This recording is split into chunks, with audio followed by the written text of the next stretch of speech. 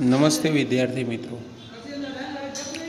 ગઈકાલે આપણે ધોરણ 9ની અંદર કાવ્ય નંબર 22 વીરો કા કેસા હો વસંત એની અંદર આપણે 4 પંક્તિ સમજ્યા હતા। તો એ 4 પંક્તિમાંથી આજે આગળની જે પંક્તિ છે પંક્તિ નંબર 5 એના વિશે આપણે ચર્ચા કરીશું। તો પંક્તિ નંબર 5 છે, પંક્તિ નંબર 5નું સમજૂતી આપણે જોઈએ તો એની આગળ જોઈએ તો છે હલ્દી ઘાટી કે શિલાખંડ એ दुर्ग सिंहगढ़ के प्रचंड राणा तानाजी का कर घमंड दो जगह आज स्मृतियाँ ज्वलंत वीरों का कैसा हो वसंत। એટલે કે આ જે પંક્તિ છે એ પંક્તિની અંદર વાત કરવામાં આવી છે હલ્દી ઘાટી કે શિલાખંડ, એટલે કે જ્યાં હલ્દી ઘાટીમાં જે યુદ્ધ થયું હતું એની વાત કરવામાં આવી છે। એટલે કે એવું કીધું છે કે હલ્દી ઘાટીના પથ્થરો એ દુર્ગ સિંહગઢ કે પ્રચંડ અને જે સિંહગઢના મજબૂત કિલ્લાઓ રાણા તાનાજી કા કર ઘમંડ, એટલે કે તમે પણ મહારાણા પ્રતાપ અને તાનાજીના સ્વાભિમાનને યાદ કરીને દો જગા આજ સ્મૃતિયા જ્વલંત, એટલે કે પોતાના સમયની સ્મૃતિઓને તાજા કરી લો અને તમે પણ બતાવી દો કે વીરોની વસંત ઋતુ કેવી હોવી જોઈએ। ફરી આપણે એ જ પંક્તિનો ભાવાર્થ સમજીશું। પંક્તિમાં કીધું છે હલ્દી ઘાટી કે શિલાખંડ એ दुर्ग सिंहगढ़ के प्रचंड तानाजी का कर घमंड दो जगह आज स्मृतियाँ ज्वलंत वीरों का कैसा हो वसंत। એટલે કે જ્યાં હલ્દી ઘાટીનું યુદ્ધ થયું હતું એની વાત કરી છે। તો હલ્દી ઘાટીના પથ્થરો અને સિંહગઢના મજબૂત કિલ્લાઓ રાણા તાનાજી કા કર ઘમંડ દો જગહ આજ સ્મૃતિયા જ્વલંત, એટલે કે તમે પણ મહારાણા પ્રતાપ અને તાનાજીના સ્વાભિમાનને યાદ કરીને પોતાના સમયની સ્મૃતિઓને તાજા કરી લો અને તમે પણ બતાવી દો કે વીરોની વસંત ઋતુ કેવી હોવી જોઈએ।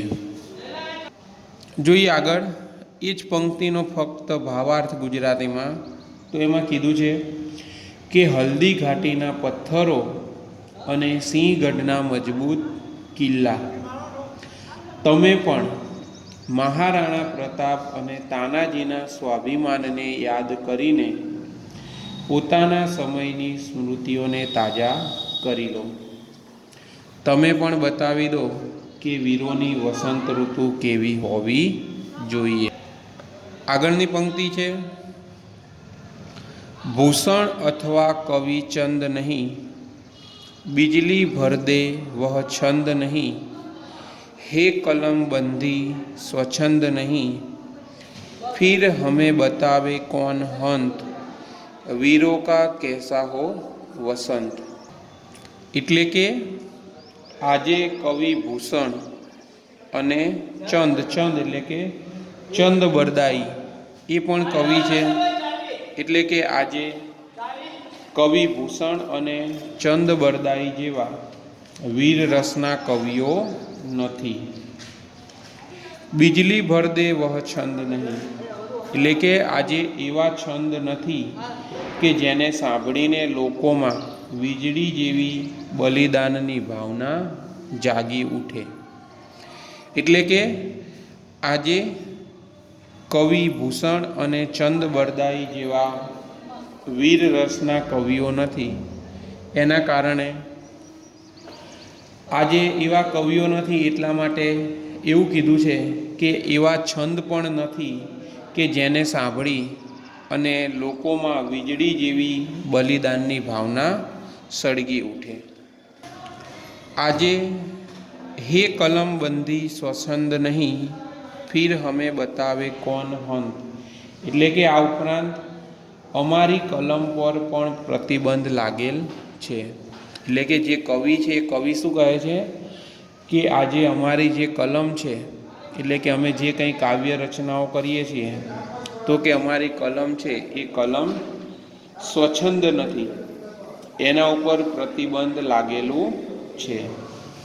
એટલે કે અમે સ્વચ્છંદપણે અથવા તો સ્વતંત્ર રૂપે અમે આજે કંઈ લખી શકીએ તેમ નથી। ફિર હમે બતાવે કોણ હંત। હંત હંત એટલે કે દુર્ભાગ્ય, એટલે કે હે દુર્ભાગ્ય, હે દુર્ભાગ્ય, પછી અમને કોણ બતાવશે કે વીરોની વસંત ઋતુ કેવી હોય છે। ફરીથી એ પંક્તિનો ભાવાર્થ સમજીશું। તો એમાં કીધું છે, ભૂષણ અથવા કવિચંદ નહીં, बिजली भर दे वह छंद नहीं। એટલે કે આજે કવિ ભૂષણ અને ચંદ બરદાઈ જેવા વીર રસના કવિઓ નથી। શું કીધું છે કે આજે કવિ ભૂષણ અને ચંદ બરદાઈ જેવા વીર રસના કવિઓ નથી। बिजली भर दे वह छंद नहीं, એટલે કે એવા છંદ પણ નથી કે જેને સાંભળીને લોકોના મનમાં વીજળી જેવી બલિદાનની ભાવના જાગી ઉઠે। હે કલમ બંધી સ્વચ્છંદ નહીં, फिर भी हमें बतावे कौन हंत, वीरों का कैसा हो वसंत। એટલે કે આ ઉપરાંત અમારી કલમ પર પણ પ્રતિબંધ લાગેલ છે। અહીંયા કીધું છે હે કલમ બંધી સ્વચ્છંદ નહીં, એટલે કે અમારી કલમ પર પણ પ્રતિબંધ લાગેલો છે। અમે સ્વચ્છંદ એટલે કે અમે પૂરી તરહ સ્વતંત્ર, સ્વચ્છંદનો અર્થ થશે પૂરી તરહ સ્વતંત્ર, એટલે કે અમે સ્વતંત્રતાથી કંઈ પણ લખી શકતા નથી। એટલે કે આજે અમારી કલમ પર પ્રતિબંધ લાગેલો છે। અને સાથે એવું પણ કહી શકાય કે આજે અમે સ્પષ્ટ શબ્દોમાં કંઈ લખી શકીએ તેમ નથી। फिर भी हमें बतावे कौन हंत। हंत એટલે દુર્ભાગ્ય, એટલે કે હે દુર્ભાગ્ય, પછી અમને કોણ બતાવશે કે વીરોની વસંત ઋતુ કેવી હોય છે। જોઈએ આગળ ફરી એ પંક્તિનો ફક્ત ભાવાર્થ ગુજરાતીમાં। તો એમાં કીધું છે કે આજે કવિ ભૂષણ અને ચંદ બરદાઈ જેવા વીર રસના કવિઓ નથી। એવા છંદ પણ નથી કે જેને સાંભળીને લોકોમાં વીજળી જેવી બલિદાનની ભાવના જાગી ઉઠે। આ ઉપરાંત કવિ કહે છે કે અમારી કલમ પર પણ પ્રતિબંધ લાગેલો છે। એટલે કે અમારી કલમ પર પ્રતિબંધ લાગેલું છે કે અમે સ્વતંત્ર શબ્દોમાં કંઈ લખી શકતા નથી। એટલે કે હે દુર્ભાગ્ય, અમારું દુર્ભાગ્ય છે, એટલે એવું કીધું છે કે હે દુર્ભાગ્ય, પછી અમને કોણ બતાવશે કે વીરોની વસંત ઋતુ કેવી હોવી જોઈએ। તો વિદ્યાર્થી મિત્રો, અહીંયા જે કાવ્ય છે વીરો કા કેસા હો વસંત, એ અહીંયા પૂર્ણ થાય છે। તો આગળ તમારે ગૃહ કાર્યની અંદર શબ્દાર્થ છે, શબ્દાર્થ લખવાના છે। શબ્દાર્થની સાથે સાથે સ્વાધ્યાયની અંદર એક એક વાક્યમાં उत्तर दीजिए। प्रश्न 1, निम्नलिखित प्रश्नों के 2-3 वाक्य में उत्तर लिखिए। उसमें એટલે કે 2-3 વાક્યમાં પ્રશ્નના ઉત્તર લખો। એની અંદર તમારે પ્રશ્ન 1 છે વીરો કા કેસા હો વસંત, ऐसा कौन कौन पूछ रहा है, एक प्रश्न आ लखवानो छे। पछी छे निम्नलिखित प्रश्नों के उत्तर विस्तार से लिखिए। यानी अंदर तमारे वीरों का कैसा है, कैसा हो वसंत, इस पंक्ति को अपने शब्दों में कविता के आधार पर समझाइए। आ प्रश्न लखवानो छे। हल्दी घाटी और सिंहगढ़ से कवि का क्या तात्पर्य है, प्रश्न नंबर 2, ये पण तमारे लखवानो छे। स्वाध्याय में आपणे आगळ जोईए तो एक एक वाक्य के उत्तर दीजिए, एनी आपणे चर्चा करिए। तो प्रश्न नंबर 1 छे, बार बार कौन गरजता है। तो आपणे कवितानी अंदर जोयुं कि बार बार कौन गरजता है, तो बार बार समुद्र गरजता है। एक एक वाक्य में प्रश्नों जवाब है, तो तमारे प्रश्नों जवाब पूरा वाक्य में लखवानो है। तो एनो उत्तर थशे बार बार समुद्र गरजता है। प्रश्न नंबर 2, प्रकृति के तत्व क्या पूछ रहे हैं। એટલે શું કીધું છે, પ્રકૃતિ કે તત્વ ક્યાં પૂછ રહે हैं, तो એનો उत्तर થશે प्रकृति के तत्व पूछ रहे हैं कि वीरों का वसंत कैसा होना चाहिए। या फिर आप ऐसे भी लिख सकते हैं कि प्रकृति के तत्व पूछ रहे हैं कि वीरों का वसंत कैसा होता है। प्रश्न नंबर 3, बधु वसुधा में क्या परिवर्तन आया। तो एनो उत्तर थशे कि वसुधा रूपी वधु का अंग अंग पुलकित हुआ है। यानी कि आपणे जोयुं हतुं कि कविताना भावार्थमां समजायुं हतुं कि पृथ्वी छे ए पृथ्वी वधुनी जेम तैयार थईने सजीने तैयार थई गई छे। तो एना अनुसंधान में आपणे जवाब लखवानो छे। तो आपणे लखी सकीए कि वसुधा रूपी एटले कि पृथ्वी वधुनी जेम सजीने तैयार थई गई छे। एटले कि प्रश्न नंबर 3 छे, बधु वसुधा में क्या परिवर्तन आया। तो एनी अंदर आपणे लखी सकीए जवाब कि वसुधा रूपी वधु का अंग अंग पुलकित हुआ है। आगळ जोईए प्रश्न नंबर 4, कवयित्री कुरुक्षेत्र से क्या कहते हैं।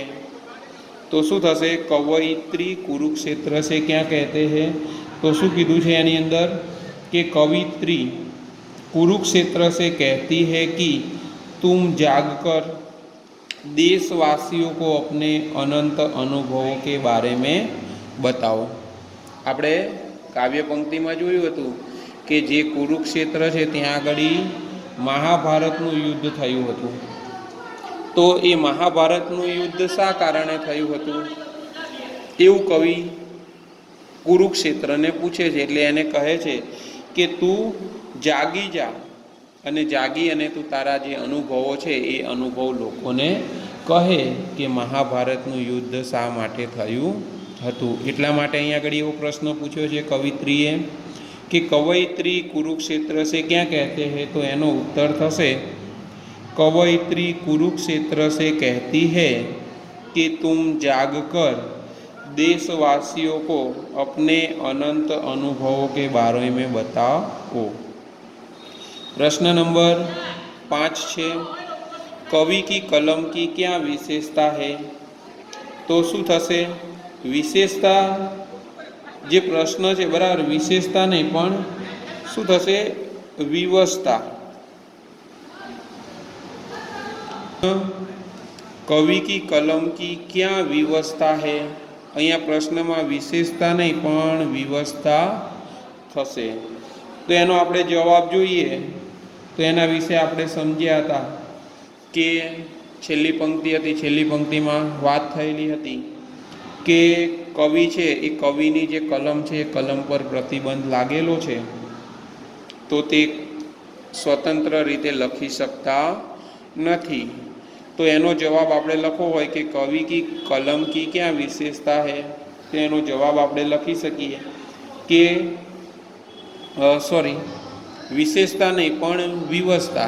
बराबर शू कीधुं छे, कवि कि कलम की क्या विवशता है, तो एनो जवाब આપણે લખી શકીએ कि कवि की कलम की यह विवशता है कि वीरों का वसंत कैसा हो, यह कुछ खुलकर लिखने की उसे अनुमति नहीं है। એટલે કે વીરોની વસંત ઋતુ કેવી હોવી જોઈએ એવું તે સ્વતંત્ર રૂપે લખી શકે નહીં એમ, એટલે કે એને એવી અનુમતિ નથી। એટલા માટે આપણે કવિ કી કલમ કી ક્યાં વિવશતા હૈ તો એનો ઉત્તર લખીશું कवि की कलम की यह विवशता है कि वीरों का वसंत कैसा हो, यह कुछ खुलकर लिखने की उसे अनुमति नहीं है। आगे જોઈએ प्रश्न नंबर 2 एमा छे निम्नलिखित प्रश्नों के 2-3 वाक्यों में उत्तर लिखिए। प्रश्न नंबर 1 छे वीरों का कैसा हो वसंत ऐसा कौन कौन पूछ रहा है। तो આપણે काव्य पंक्ति नंबर 1 एमां जोयुं हतुं कि हिमालय पर्वत है, पछी पूर्व पश्चिम दिशा है, पृथ्वी है, आकाश है, आ बधा पूछी रह्या छे। तो आपणे एनो जे जवाब छे जवाब लखवो होय तो आपणे जवाब केवी रीते लखी सकीए तो वीरों का कैसा हो वसंत ऐसा कौन कौन पूछ रहे हैं। तो एनो जवाब थशे वीरों का कैसा हो वसंत ऐसा हिमालय पर्वत, सागर, पूर्व पश्चिम दिशाएं, पृथ्वी और आकाश तथा क्षितिज भी यही प्रश्न पूछ रहे हैं। फरीवार जोईए आपणे एनो जवाब तो वीरों का कैसा हो वसंत ऐसा हिमालय पर्वत, सागर, पूर्व पश्चिम दिशाएं, पृथ्वी और आकाश तथा क्षितिज भी यही प्रश्न पूछ रहे हैं। आगळ प्रश्न नंबर 3 है। तो प्रश्न नंबर 3 नी अंदर जे सविस्तार जवाब है ए सविस्तार जवाब तमारे लखवाना रहेशे।